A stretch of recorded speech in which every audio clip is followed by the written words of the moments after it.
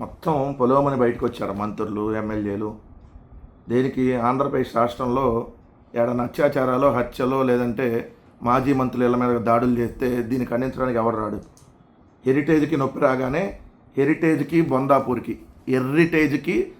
బొందాపూర్కి ఉన్న చంద్రన్ సంబంధం ఏదైతే అక్రమ సంబంధం కాదు, అది సక్రమ సంబంధమే అని చెప్పి బయటకు వచ్చిన తర్వాత, ఏదైతే ఇందాపూర్కి హెరిటేజ్ కట్టినటువంటి జిఎస్టీ బయటకు వచ్చిన తర్వాత, మ్యానుఫ్యాక్చర్డ్ బై ఇందాపూర్, హెరిటేజ్లో కొన్ని పాలు, హెరిటేజ్లో కొన్ని చీజులు, కొన్ని పాలు కూడా ఇందాపూర్లోనే తయారవుతుందని బయటకు వచ్చిన తర్వాత, ఇప్పుడంట వైసీపీ దుష్ప్రచారం చేస్తుందంట. అత్యంత నీచమైన పాపం చేసి ఎదురుదాడి హిందూ దేవుళ్ళపై జగన్కు విశ్వాసం లేదని చెప్పి మాజీ మంత్రులు, ఎమ్మెల్యేలు వచ్చి పొలోమని ప్రెస్ మీట్. ఎటు చూడండి, రామానాయుడు, అదేవిధంగా ఆయన స్వామి, ఇంకొకళ్ళు ఎవరైనా పాదసారథి, వీళ్ళందరూ వచ్చి ప్రెస్ మీటు. ఈయన గోవా గవర్నర్ అశోక్ గజపతి రాజు గారు కూడా రంగంలోకి వచ్చేసాడు.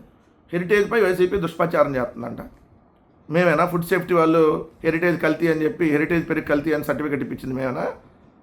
సిగ్గుండాలి. కేరళ ప్రభుత్వం మేమే చెప్పి హెరిటేజ్ని బ్యాన్ చేయమని చెప్పామా? మిగిలిన రాష్ట్రాల్లో హెరిటేజ్ని బ్యాన్ చేయమని మేమే చెప్పామా? మేము అధికారంలో ఉన్నప్పుడు కూడా హెరిటేజ్ని బ్యాన్ చేయలేదు ఎక్కడ. మీలాగా మేము అట్లా వెళ్ళాం కక్షపూరితంగా. మీ హెరిటేజ్లో ఎర్రచందనం దొంగలు కూడా ఎత్తుకెళ్ళారు.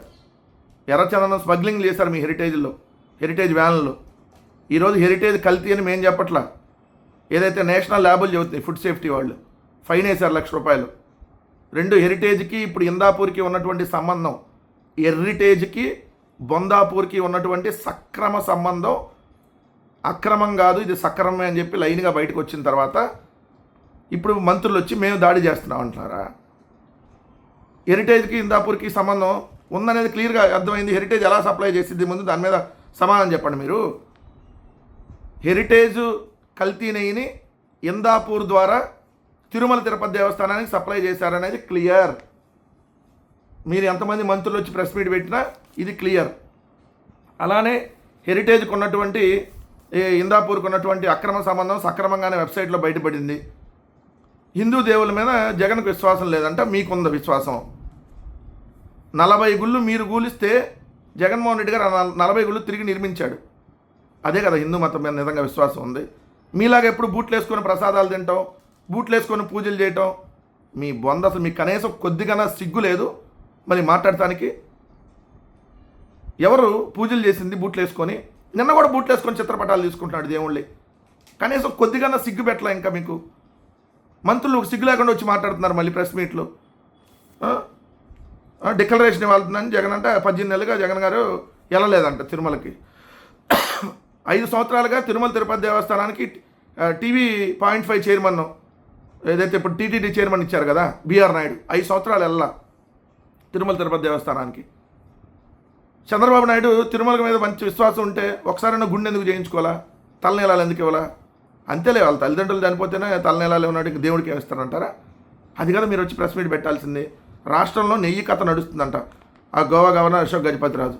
అవునవును, మొత్తం హెరిటేజ్ బొందాపూర్ది మొత్తం బయటకు వచ్చింది కదా, క్లియర్గా ఎక్కడే అర్థమైపోతుంది కదా. ఇప్పటికైనా కనీసం సిగ్గుండాలి. మంత్రులు దేనికి వచ్చి ప్రెస్ మీట్ పెట్టాలి? హెరిటేజ్కి మీకు ఏందా సంబంధం? నారా లోకేష్ ఉన్నారు కదా, నోరు ఉంది కదా, చంద్రబాబుకు నోరు ఉంది కదా, వాళ్ళు మాట్లాడుకుంటారు కదా. ప్రజా సమస్యల మీద మాట్లాడండి మీరు. హెరిటేజ్ గురించి కాదు మీరు మాట్లాడాల్సింది. ప్రజా సమస్యల మీద ప్రెస్ మీట్లు పెట్టండి. హెరిటేజ్కి నొప్పి రాగానే మీ అందరిని రంగంలో దించి మాట్లాడిస్తూ ఉన్నారు. ఇక్కడే అర్థమైపోయింది ఎలా అడ్డంగా దొరికిపోయారనేది.